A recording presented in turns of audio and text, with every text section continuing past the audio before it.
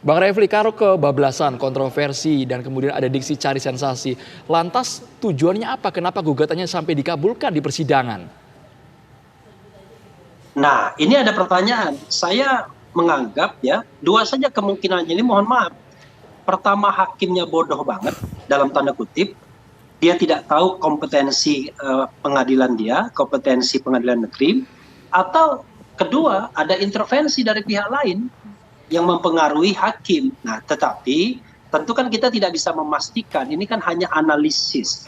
Karena kalau dalam kondisi normal, rasanya kok nggak mungkin memutuskan seperti ini. Karena saya lihat 3 hakim itu adalah hakim yang semuanya hakim yang senior. Pangkat mereka itu 4C, 4D, 4D. Artinya pangkatnya hampir mentok gitu. Jadi rasanya tidak mungkin mereka tidak paham atau tidak tahu kompetensi pengadilan negeri dalam kasus seperti ini.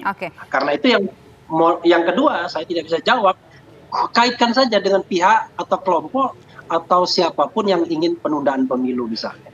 Oke, baik. Bang Refli Harun, tapi begini, ada statement dari Humas PN Jakarta Pusat, kita berusaha untuk menghadirkan yang bersangkutan, tapi berhalangan untuk hadir ke studio kita, Bang, dan juga ataupun bergabung bersama Zoom di sini. Tapi ada statementnya begini, tidak meminta menunda pemilu, KPU tidak diminta untuk menunda pemilu, tetapi diminta untuk menunda tahapan selanjutnya dalam proses pemilu. Berkilahnya seperti itu, bagaimana menurut Bang Refli Harun? Apa sih 2+2? Ada yang bilang 4, ada yang bilang 8 kurang 4. Kan hasilnya sama dengan 4 juga.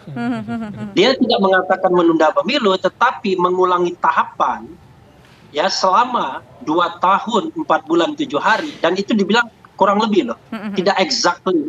Artinya kalau kita hitung bisa Juli 2025, bisa sebelum, bisa sesudah Juli 2025. Karena dia bilang kurang lebih. Ya sama saja dengan menunda pemilu. Karena kita tahu bahwa jadwal pemilu itu harus 2024. Sebelum 1 Oktober itu sudah harus ada pergantian anggota DPR dan DPD, dan sebelum 20 Oktober sudah harus ada pergantian presiden dan wakil presiden. Jadi kalau 2025 ya sama saja dengan menunda pemilu.